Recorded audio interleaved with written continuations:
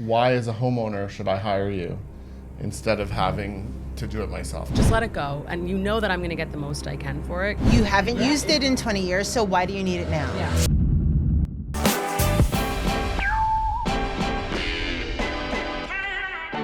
Why do you, as a real estate agent or as a seller, need to know all about estate sales? Well, you need to know what are you going to do with all of that stuff that's sitting in your house before you move, and how are you going to make money from it? We are here with Lyndsay Lucious from Worth Repeating Estate Sales, and she is going to go into all of the ins and outs of selling the stuff that you have in your home before you make that complete move. Hey, Lindsay. Hi. Thanks for having me. Our pleasure. I love Lindsay. She just brings this amazing energy to people's She clutter does. and people's valuables. And I tried to buy this painting from her once, and she said, "You're too cheap, and I can get a lot more for it." And she got the homeowner all this extra Is money. that true? This Wow. is a true story. Yeah. Yeah, that was the Wall Street 3D print. By like Fazio or Fazino or Fazzini. Fassini. It was, I don't even know. yeah. I held off, and I was like 2,000, and he was like 18, and I said we can get more, and we did. What'd you get at We the got end? 2,400. Yes. It was better than, it's cash in your hand, a little lower than eBay, but that's like the perk of it. But yeah, that's great. So there's treasures in your home. There's treasures in everyone's home. So we want to go through a bunch of different things with you. First, I want to know, how'd you get into estate sales? And even for those of them that don't know, what is an estate sale? Let's Yeah. start there. So an estate sale is when we advertise and invite the public into your home. You can sell the whole entire contents of your home. You're moving, downsizing, or you're just getting rid of stuff. Usually it's when you're moving, and your estate is open to the public for sales. And most people like to do that 2 or 3 weeks before they're closing. So it's a good process. So why is it important? Why not just sell it on eBay, or why not just donate Or it? have a yard sale. Yeah, so difference of a yard sale and an estate sale is it kind of brings a little more of a luxurious touch to the estate sale rather than a yard sale. It makes your items look more valuable because you're putting it on more of a pedestal to And not out on the grass. Right. And it helps to bring in the right people. If you go and sell stuff on eBay, you're putting that value out there for them. You can't sell your furniture on eBay, so it limits you as to what you can sell, and you get a much bigger group of people coming through your house if you do an estate sale. So give us like one of your biggest estate sale success stories. Like, Yeah. Oh, okay. So I did an estate sale early on. So I got into estate sales 17 years ago. And Oh, a wow. friend of mine, it's been 17 years. My friend was like, I want you to sell the contents of my home. And I was like, I was in resell for clothing at the time. So she was like, you could do this. I know you could do it. And I kind of looked up some things of what people do and how they price things and mimicked that footprint.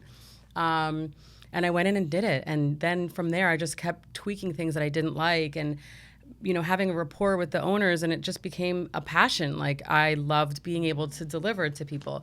So I did an estate sale in Woodcliff Lake. It was 15 years ago. It was a 36,000 square foot home. And I had my people, it was 4 of us. In hindsight, it should have been 7, but, it was just a new thing. And we sold, I think it was maybe close to $50,000 worth of profit, and it was an insane sale. It was awesome. Did the homeowner expect to make that much money? No, I don't think they did. Going through that with them was also, include everything, because a lot of homeowners make the mistake of deciding on their own what will sell and what won't. And I always say, let the people be the judge of what they want to buy, because after the sale, we have options, which I'm sure we'll get into. But so don't limit what you can sell. Puff your sale up with all the things. I do remember I met Lindsay at an estate sale at one of my friend's houses, and there was a bunch of stuff there that looked like it maybe was past its useful life. And she's like, nope, we're going to leave it here. I'm like, why? She's like, just trust me. So Did it sell? It was gone. It's sold. It was People sold. buy the weirdest Yeah. stuff. And did that like air machine ever sell? The air machine did not sell. We had a lot of inquiries in What it. was in their machine? It was like a hospital grade. It was like a coronavirus thing. Something to generate good Like air. an experiment, but it looked like it was probably cost like $50,000. And I'm like, who the hell is going to buy this? We tried to look it up a lot too, and it just didn't. It didn't have the right people. Some people came through, but they also didn't want to invest in that piece, you know. So what it could have been worth. Now, I have so many questions, but one of them is, if you're moving, you still need your furniture. Why are you getting rid of everything? Yeah, so a lot of people are moving, downsizing, or they're done with the 12 years that they've had their restoration hardware table. And while it served their purpose, they want something new and more affordable or smaller, doesn't fit in their new home. Multitude of different reasons, or they're making money off the sale of their home and they decided that they're going to change the look and they want a fresh new start, and that's mostly the reason why people do that. So lifestyle change, they're bored. Lifestyle Getting new change. stuff. They want to just get new stuff, change Also, up the the cost color. of moving is expensive today with It moving all that is. stuff. It is. Storage, moving, you have to have a place to have these things if you're not going to utilize them right away. So there's a lot of perks to offloading it. I would think children, though, take a lot of your good stuff, like your grown children. I don't know. My kids wouldn't want any of it. They You want don't all think? No. Oh, when they get so their first funny. apartment and they don't want to pay for it themselves? Well, today with credit cards and They don't firm want it. payment plans, They you don't get want it. They everything. don't want the yeah. cabinets. They don't want the china sets. They don't want the credenzas. Those things that we used to value, the silver tea set or they don't want it. They're like, the less, the better. And they don't even want to deal with having to sort through their parents' stuff on a more intimate level of paperwork and all that stuff. So just get rid of it. So obviously you work with a ton of real estate agents. So would you say advice for a real estate agent would be to have someone like you in their pocket who can just step in and help that homeowner move forward? Because I think that would help that agent maybe get that listing because they know someone like you. Yeah, absolutely. And one of the things I do is I work with my realtors closely to let them know, like, I have solutions not just for the sale, which I kind of have customized over the years to set me apart because I am based solely on referrals and want to make sure that I deliver to my clients the ultimate experience of one person start to finish. And so that is the sale, donation of items, how we're going to clean the house. You know, we have options for all those things. And so I feel like having the realtor deliver that to a client or give them that option is kind of a lucrative. It sounds like it because remember, the house can't close unless it's empty Right. and clean. Room soap condition. Which is hard. Yes. So I'm thinking from a seller's point of view, and they're sitting at home. They're like, I'm about to sell my stuff. I'm about to sell my home. Is my stuff good enough to sell? Oh yeah. What That's the number what one I mean, question. like, you know, how do I know if I'm a person who can have an estate sale? What is there like a level of the amount that things should cost? You know, obviously you're not reselling your, you know, IKEA whatever that you put together. Well, some people are. Oh, but they yeah, are? this is a good question. So consultations, usually that's our first step. And let me just start here. I consult with the client and see if it's a good fit for both of us. Because while I'm assessing your stuff, I'm also doing a quick evaluation of how we're going to work together and how it's going to be. So I've seen some red flags in you know, different people and Biggest said red flag. that they want to take control, that they know better than me, that they know the price, that they insist that this is going to sell for 10 grand, and I'm trying to paint a picture of like today's market and all that stuff, and then they're just persistent and insistent on that. So it's a hard no because we don't want to go down that road. But everyone has different amounts of things in their home and what they think is more valuable. Some people think everything is valuable. And so it's kind of like just a consultation that we go through and then evaluate to see, is it going to be successful or is it more worth your time and my time to just donate it? And then you get a tax receipt and we part ways. That makes sense. So what would be your biggest challenge of running an estate sale? Is it that scenario where you have a controlling homeowner, or is it having a house full of crap? Or is it not getting people? Or is it working with the realtors? Which one is it? So I would say for me, it's a mix of the things. Definitely not working with the realtor because the realtor hands me off and now it's up to me to deliver the advertising for people to show up. As well as you advertise, it doesn't matter. It could be the day. It could be, I usually don't do vacation times and it's tricky to schedule, but usually have a really good amount of people coming through. It just depends what they're looking for. So it doesn't matter if you have 6,000 people come in a 3-day sale, you need to have the right people who want to buy this table. So it's a mix of things, pricing things, making sure my staff is all showing up, making sure that no one's stealing items from the home. Did I advertise properly? Like I sleep, eat, and breathe. How do you advertise during it? How do you advertise and how do you zone in on the right people? That's so hard. That don't steal.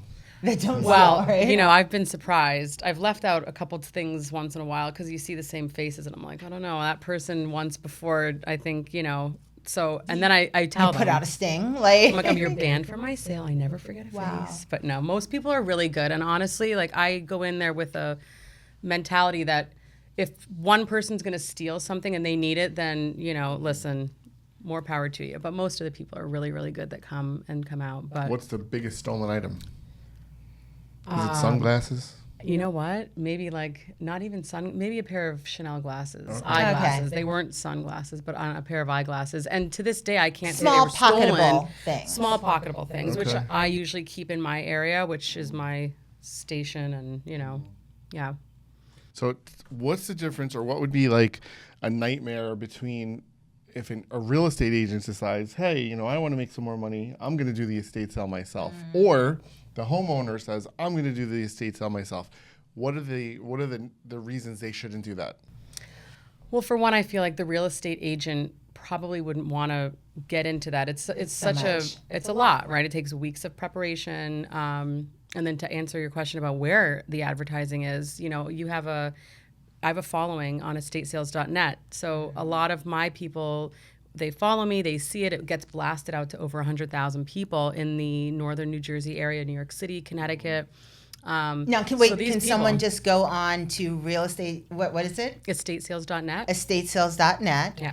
And they can just sign up to get your email blast? Yes. So once they can sign up, they can follow me as a company, and then they'll get every sale that I have. I sometimes list things for clients, if their sale's not Like pre-sale. Yeah, pre-sale, or if it's not going to be, if the situation isn't that we can do an actual estate sale for whatever reason, I can list the items on the auction site of estate sales. That's, yeah. Okay. And then why? So you obviously created this following, so people know you have a reputation, so Right. they know they're not going to get junk at your estate sale?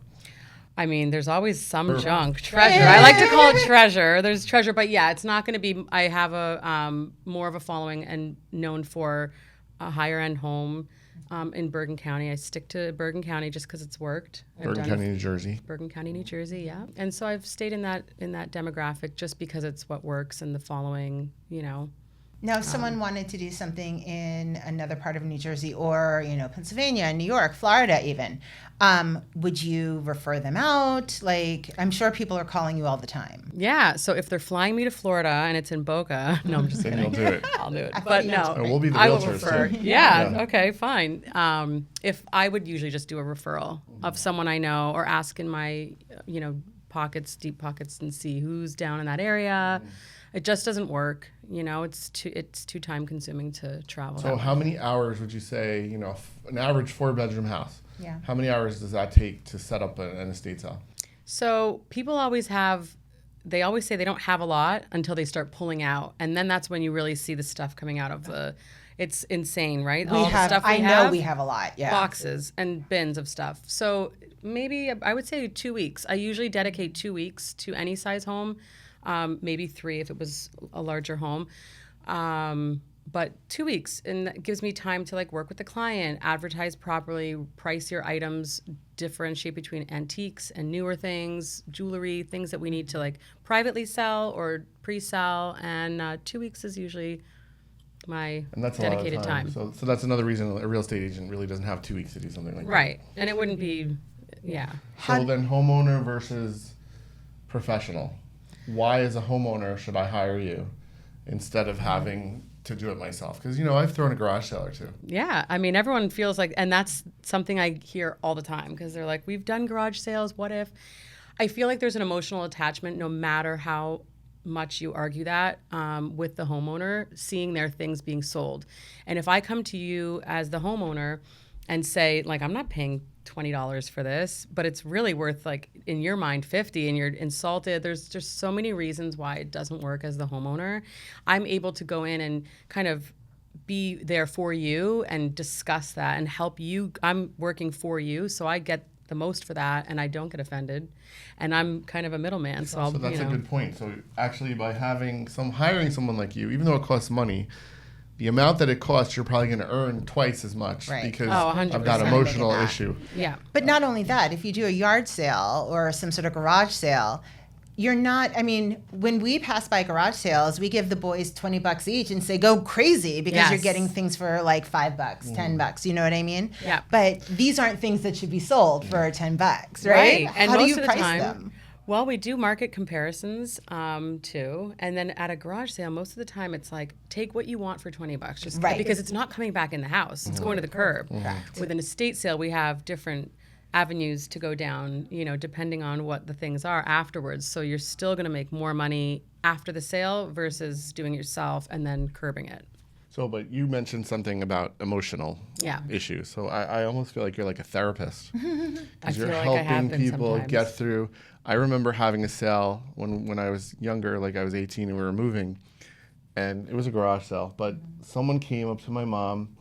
She was selling like some tool, and I think she put like $5 or $2 or some stupid whatever price on it, and the guy offered her a quarter, and she was just so insulted. She was like, "Get the F out of my driveway." She's like, "I'd rather throw it in the garbage than give it to you for a quarter." I can totally see your mom saying and that one. Like, in my head, at the time, I probably agreed with her, but now looking and talking to you, it's like, we just lost a quarter. And we had to throw it out. For what reason? So where you wouldn't have gotten offended 100%. by that. No, I don't. Well, because it's not yours. It's not mine, but I do have, like, because you're my client, I'm working for you, and I know that people want to barter. But at the same time, I'm like, no, I get to do that in a more polite way, and say, look, $2 or nothing, because I know I'll sell it later. So it's almost insulting. Or big There are picture, people you who know do that it's going to be thrown out. Right. So you're just like, better to get than not to get. Sometimes. So then what happens on, like, when do you start adjusting the price? Like, is there a day one, a day two, pre-sale? Like, when does that $1,000 become $100? So I love when people come in and they're like, last day everything's $1, right? And I'm like, no, it's not how we work. But there is some truth to the whole last day. We want to sell it. I work with the client on usually a Saturday afternoon. I give them feedback throughout the sale as well. So you might start on Saturday morning or Friday, if we do a 3 or 4 day sale, wanting to keep this table. If it doesn't sell for less than $2,000, you're going to take it with you. By Saturday, you may have been already getting rid of so many things that you're freeing, and it's contagious. And then you say to me, Lindsay, you know what? I want to just let it go. Just let it go. And you know that I'm going to get the most I can for it. I know what you want. I'm going to meet in the middle somewhere.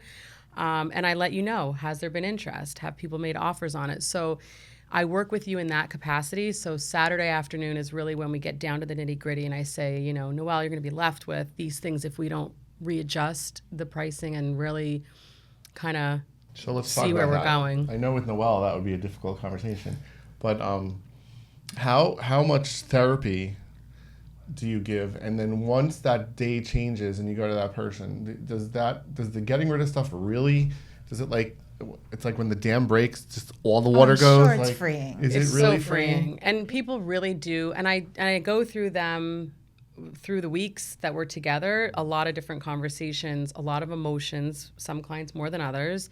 But I always feel like, it's very freeing. And I kind of want them to catch on to that, because I personally like to keep things. So do I. I'm very nostalgic. That's one of the reasons why I got into this, because I know the emotional side of, losing things or not being able to have them. And so it's a real thing, but being able to get rid of them is also extremely freeing and real. And I feel like the older we get, you want to be able to just... I'm ready to be free. Take it all. When I look at things and I I'll take things and I'll be like, oh, maybe I'll use this one day. Always. And it's so hard to let go of things. But my husband is even 3 times as worse. And he will keep things just because maybe by some off chance this half-used notebook the boys will need later. They won't. So I can see how you are working with people all the time to talk them into. Yeah. Or they haven't seen something. That's the best. Like a box comes out and they see these things and they're like, oh, I remember this. yeah, you haven't seen it in 20 years. Get Now rid we're going to put it out into the world, you know, and You haven't Yeah. used it in 20 years, so why do you need it now? yeah. But then it becomes, well, how much do you think we can get for it? And so that's the trickery of this whole process as well, because that's what people, at the end of the day, it's money. It's all about money. So they're Money thinking is the motivator. money is a motivator. How do you price things that are uber luxurious or vintage, antique, that you don't have things that are readily available to tell you how much they're worth? Yeah, with luxury items, whether it's jewelry or silver or things in that, it's market value with the rate of silver or a diamond. Are we reselling it to a reseller, or are we selling it to someone who's going to want a wedding band set that they're going to cherish and pay the value for? I have people who I look to for antique value of things. It has to be a real antique, and I think that's another thing that people feel like it's 1930, it's antique. Well, really, antique is, you know, late 1800s. We have our different decades for that. So it's really hard to qualify certain things in those areas, but we price them according to. So you're saying just because it's 100 years old doesn't mean it's worth anything? Sometimes it's not, Right. you know? Sometimes it's just not. If it doesn't have a certain stamp or if it doesn't have that marking, it loses People value. feel like they're on the Antique Roadshow. Yeah, They're like, so right? how much is this going for? Right? That's a really good example, yeah, because everyone comes with their bin of treasures and they're Right. sure that it's worth $1,000 and it's not. So that's, but we do market comparisons and market value. You know, we had luxury watches, a lot of them, different ones, and I know what we could get online or private versus selling it in an estate sale, which leads me to, like, a lot of people come in and say, well, we're here now, we have cash, and it's an estate sale, so we should get a deal. And there is truth to that as well. How are you in a situation where you need the cash? Are you willing to take a $500 hit? Do you want to wait 3 months for eBay to sell it? Then we have eBay fees. So there are a lot of perks to selling Storage it. fees, yeah. Yep, little tiny bit less at your estate sale. You've got the cash, it's done, and you're, you know, moving on. So by hiring a professional like you give that big picture knowledge to that sales Absolutely. to that house or Yeah. that seller to help them avoid making mistakes and having to deal with all this crap. Yeah. Sounds scary. You don't want the headache later. And it's fun. Like, people get into it. I don't let the homeowner ever stay. And I do that for them because I've seen it. I did it once for a friend was like, I'm going to be fine. I've got this. And I was like, no. And she stayed for 3 hours and left in tears. And I was like, just go enjoy your day. Like, it's something that I have in the contract because it's not. Do you it's also not do fun. like a lot of like kids, their parents pass away and you're Yes. taking over the houses? Yeah. Yeah. Parents pass away, and they're left with a lot of stuff, and it's hard as well because they really don't want to go through that, and they're also, you know, not in the greatest place. You just lost a parent, and they have to offload a lot of this stuff. So. I had to deal with that a couple times, and one time we did when my grandparents' house we did they lived in that house for 60 years, and we had like batteries from 1940, and it was very. And I was there because I felt I needed to be there. Yeah. And it was tough, and I remember I left for lunch for like an hour, and then all the TVs disappeared. And I was like, oh, interesting, because I would have sold them for more. I think the guy just gave them away for like $100 each. Yeah, I just did a house. Yeah, but I learned that TVs aren't valuable. No, Yes. they're not. The LEDs, we had that experience Remember somewhere. that one? Yes. Yep. Yeah, especially the Yeah. ones, if the thicker they are, the freer they have to be. The less Yeah. they go away. Yeah. I remember that. You're like, you're going to be lucky if you get 100. And I was like, well, damn it, I'm going to get 200. And then we did that. Yeah.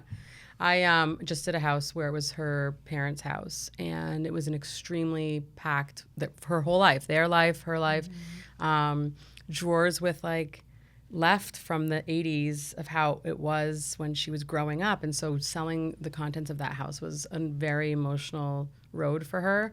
But she did it, and then, you know, Well, we you got through know, it. you see it as a couch. They see it as the place where they built forts and, you know, watched movies with their whole family. I mean, Yeah. we do have emotional attachments to things, Absolutely. you know? So what happens when those things don't sell? And at the end, they're like, okay, do I just bring this back inside, or not inside because we're not on the lawn, Right. but you know what I mean? Yeah. So I have a few different options for home buyers. with donation processes. So we can do a donation. I help them arrange it, set the whole thing up for a pickup. They get a tax receipt. I let them know, you do that with your accountant. They can do whatever they want with that. But I kind of try to say, like, we had all these people come through. You don't want this. It's a sentimental piece. Let's donate it now. And someone who needs it will be able to use it. I have a church that I work with very closely, and they have a lot of different people that come in and need furniture or first-time houses. And so it's, we try to find the best route. We're 99% of the time never dumping. I don't even hire dumpsters. We have alternate routes for that, for all the things. But if it didn't sell at the estate sale, wouldn't we now go put it on eBay? It depends what it is. If it's a piece of jewelry, we could put it on eBay, or I can You said just list furniture it. doesn't go on eBay. No furniture. I mean, I'm sure people do. They sell cars on eBay, right? So I guess they could. I just don't. I stay away from that. But I like Facebook Marketplace there. Facebook Marketplace, right? And all the online yard sales and garage sales in the area, those are there. There's different options. But then the question is, who's going to keep that while this is being sold? Right. So this is where it all comes kind of back to. Then it just So it's really, stays with you. Lindsay, you deliver a big picture solution for people that have a lot of stuff that are moving. Yes, I try. I try my best. You're the expert on getting rid of stuff. So give me your top 5 tips to sellers on how to prepare to sell their house and get rid of the stuff. So first I would say, and this is going to be out of order, but I would say know what your end, like where do you see yourself? Where are you going? And then use that to think of how you're going to let go of things through the process, right? Being aware of what you want to keep and what you don't want to keep, which is kind of the same thing, but are you willing to let go? Is it going to hurt you financially to purchase a whole new living room set? Trying to know your timeline is best, because the worst case scenario is a client who thinks that the last 3 days they're going to crunch everything in and get rid of stuff when we need that time. And I allot a certain amount of time for a reason, because it works better and it's also better mentally for everyone. And just to kind of have fun with it, as hard as that and silly as it may sound, like it really, we have a rapport, and my clients become like friends sometimes. And they refer me, and it's the biggest compliment. And I want them to have a success story at the end, and I want them to feel good about it. So I always try to help them embrace like the positive parts of this as we go along, and just stay open-minded. Like, have an open mind. If you get referrals from friends, interview them. Ask all the questions. I think that's the biggest thing too, is just ask the questions that you want to ask, and be completely aware and comfortable with who you're working with, so that you have that confidence in them to do the job as best they can for you. Wow. That's great. So your first thing that you said, even though you said it wasn't in order, was big picture, right? So in real estate, one of my pieces of advice that I give to people that are either buying or selling or trying to do an investment property is, what's your big picture? What is it that you want to accomplish? Yeah. And once you know what you want to accomplish, it really gives you the pathway to everything else. Yeah, I believe it. Yep. Amazing, Lindsay. Yay. We're so excited. I can't wait to have an estate sale. I love it. When are we booking? How much does it cost to run an estate sale? Is there like an average? Oh, Is there a plan? Do you have options? Like, if you sit here and help me during the 2 weeks, you get 10% off the charge, or is it based on percentage Package of 1, sale? package 2, like Yeah, that. so it's pretty flat rate. I charge for advertising up front. I used to do a deposit for security so that you keep the date, you don't cancel on me, I haven't given it away to someone else. So it's usually around $250 to $450, depending on the size of the home and the advertising that we have to do. And that's really all it is. That secures the date with me. I take that at the beginning of when we sign our contract, and then I take 30% of the gross sales, and I pay my staff out of that as well. So everything comes out of my own fee. Wow, that's sounds pretty like a deal. reasonable. Yeah. Yeah, I don't usually do a security deposit. It also sometimes depends on the size of the home, but I wouldn't take a home that I don't feel confident that I would make that amount. So I know some companies now are like taking a flat fee if they don't make that certain amount. I don't do that for my clients. And again, usually because it's based on referral, they've been referred by someone who I've worked with. So I just, stick to the percentage and roll. That's exciting. Yeah, that's actually very simple, and it's very easy for someone to digest. 30% Yeah. of your 30% of your crap. Yeah, exactly. But you would have gone, thrown it and out it's anyway. all gone, and it only Yeah. costs you 30%. Yeah, Yeah. that's perfect. Yeah. Thanks for having me, guys. We're excited. We This look is fun. forward to hearing lots more from you. Yes, I can't wait. And how do we Oh, get in touch with you. Oh, touch yeah. that part? So I will link my stuff underneath the podcast. It's lyndsaylucious.com, and you can drop me an email. Thanks for watching this episode. Now don't forget to like, subscribe, and leave a comment. And we'll see you next time.